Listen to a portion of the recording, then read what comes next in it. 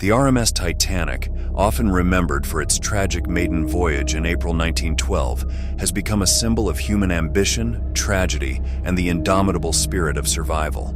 While the iceberg collision, the insufficient number of lifeboats, and the loss of over 1,500 lives are well documented, numerous lesser-known stories from the Titanic's journey remain overshadowed. Before we begin, please subscribe to the channel and turn on notifications so you don't miss new stories. And also, write a comment what story you would like to hear next.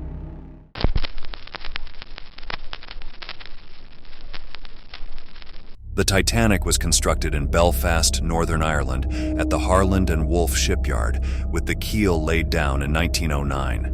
It was one of 3 Olympic-class ocean liners commissioned by the White Star Line, designed to be the largest and most luxurious ships ever built. From the outset, the Titanic was envisioned as a marvel of modern engineering, incorporating the latest technological advancements of the time. One of the most innovative features of the Titanic was its compartmentalized hull, divided into 16 watertight compartments. This design was intended to make the ship virtually unsinkable, as it could theoretically remain afloat with up to 4 of these compartments flooded. Additionally, the ship boasted a double-bottom hull, providing extra protection from underwater damage. Over 3,000 workers toiled to bring the Titanic to life, a process that took about 2 years.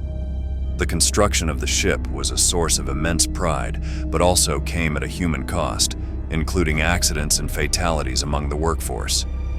The launch of the Titanic on May 31, 1911, was a grand spectacle, attended by thousands, though the ship would not be fully fitted and ready for her maiden voyage until the following year. The Titanic set sail from Southampton, England, on April 10, 1912, destined for New York City. The ship made stops in Cherbourg, France, and Queenstown, now Cove, Ireland, to pick up additional passengers. Aboard were some of the era's wealthiest and most prominent figures, alongside emigrants hoping to start anew in the United States. The ship's amenities and accommodations were unparalleled, from opulent first-class suites to more modest but comfortable third-class quarters. The Titanic's maiden voyage was a showcase of Edwardian luxury and technological prowess. The ship featured an onboard gymnasium, swimming pool, libraries, and several dining saloons. Its Marconi wireless telegraph system represented the cutting edge of communication technology, enabling passengers to send messages across the ocean. Despite these advancements, the Titanic lacked adequate safety measures by modern standards. Notably, the ship carried only enough lifeboats for about half of those on board, a decision driven by outdated safety regulations and a desire to preserve the aesthetic appeal of the ship's decks. The journey was largely uneventful until the night of April 14th, when the Titanic struck an iceberg in the North Atlantic. The collision's impact and the subsequent flooding proved too much for the ship's supposedly unsinkable design.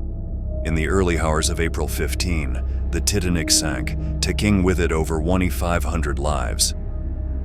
Life aboard the RMS Titanic, during its brief journey, was a microcosm of early 20th century society, reflecting the class divisions and social norms of the Edwardian era. The Titanic was designed to offer unparalleled luxury and comfort to its passengers, with amenities and services that catered to every conceivable need and desire. The experiences of passengers aboard the Titanic varied significantly based on the class of ticket they held, which in turn mirrored their social standing. First-class passengers on the Titanic enjoyed an opulence that was unrivaled at sea. The accommodations were designed to rival the finest hotels, with spacious cabins, elaborate dining rooms, and exquisite decorations, including wood paneling, plush carpets, and ornate furniture. The most luxurious suites came with private promenades, sitting rooms, and even their own pianos. Dining for first-class passengers was an extravagant affair, with menus featuring an array of gourmet dishes such as oysters, filet mignon, and pâté de foie gras, accompanied by fine wines and champagnes. The ship's Ritz-Carlton Cafe and a la carte restaurant offered additional dining options beyond the main dining saloon, providing an atmosphere of exclusivity and refinement. Leisure activities for the upper class included strolls along the promenade decks, tea parties in the Veranda Cafe, and evenings in the smoking room or the Parisian Cafe.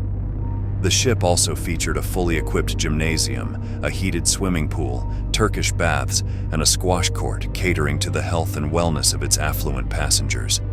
Second-class accommodations on the Titanic were comparable to first class on most other ships of the era. Cabins were comfortable and well-appointed, with shared dining and recreation facilities that offered a level of luxury surprising to many. The second-class dining saloon served high-quality meals, and passengers had access to their own library and spacious deck areas. For many second-class passengers, the journey on the Titanic represented a significant upgrade in travel comfort, reflecting the aspirations and upward mobility of the middle class at the time. Third-class or steerage passengers experienced far more modest accommodations, but by the standards of the day, these were still considered superior to those on many other ships. Cabins were simple and often crowded, with shared facilities, but the White Star Line made efforts to ensure cleanliness and comfort. The third-class dining saloon offered hearty, simple meals, and passengers had their own social spaces, including a general room and smoking room. Despite the constraints of space and luxury, a sense of community often developed among third-class passengers, with impromptu music sessions and dances helping to pass the time and forge bonds. The crew of the Titanic, numbering around 900, worked tirelessly behind the scenes to maintain the ship's operations and ensure the comfort of the passengers. Life for the crew was markedly different from that of the passengers, with long hours and strict discipline being the norm. Crew accommodations were basic and functional, located primarily in the forward and aft sections of the ship. Despite the hierarchical nature of life aboard, the Titanic was a small world where the paths of passengers and crew frequently intersected, creating a complex web of interactions and stories that contributed to the ship's vibrant social life. The tragedy of the RMS Titanic has been immortalized not just by its sheer scale and the technological hubris it represented, but also by the acts of courage, selflessness, and humanity displayed by individuals during its final hours. Among the stories of panic and despair, there emerged tales of heroes and heroines who made profound sacrifices, embodying the best of human virtues under the worst of circumstances. As the captain of the Titanic, Edward Smith was faced with an unimaginable crisis. Despite criticisms over decisions made during the voyage, accounts suggest he remained composed and took charge of the evacuation process, giving orders to load the lifeboats with women and children first. His final actions remain somewhat of a mystery, but he is widely believed to have gone down with his ship, adhering to the maritime tradition of the captain remaining on board until the end. Margaret Molly Brown became famous for her efforts to help other passengers into the lifeboats and for her leadership and encouragement in lifeboat number 6. Refusing to leave until no more women and children were in the vicinity, she later urged the crew of her lifeboat to return to the wreckage site to look for survivors. Her outspoken nature and advocacy for the survivors, especially the less fortunate, earned her the nickname the unsinkable Molly Brown. The Titanic's chief designer, Thomas Andrews, was on board for the Maiden Voyage. Once the severity of the situation was clear, Andrews reportedly spent his final hours helping passengers to safety, advising the crew on the best evacuation strategies, and throwing deck chairs into the ocean for those in the water to cling to. He was last seen in the first-class smoking room, staring at a painting, resigned to his fate. The band of the Titanic, led by Wallace Hartley, became legendary for playing music to keep passengers calm as the ship sank.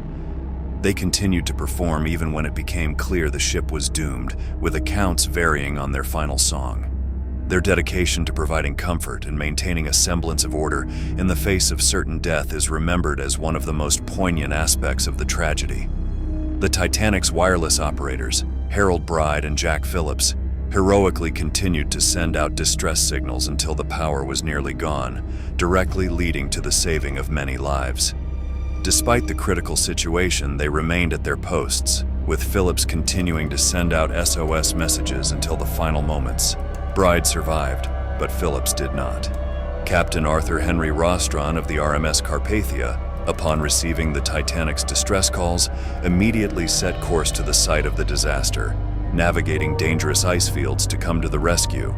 His quick actions and efficient management of the rescue effort saved the lives of over 700 survivors. Rostron and his crew were widely celebrated for their heroic efforts. Ida Strauss, the wife of Macy's department store co-owner Isidore Strauss, famously refused to leave her husband's side despite being offered a place in a lifeboat. According to accounts, she chose to stay with him, saying, "Where you go, I go." Their devotion to each other in the face of death remains one of the most touching stories of the Titanic. These individuals, among others, demonstrated extraordinary bravery, compassion, and integrity during one of the most infamous maritime disasters in history. Their stories provide a human face to the tragedy, reminding us of the capacity for heroism in the darkest of times.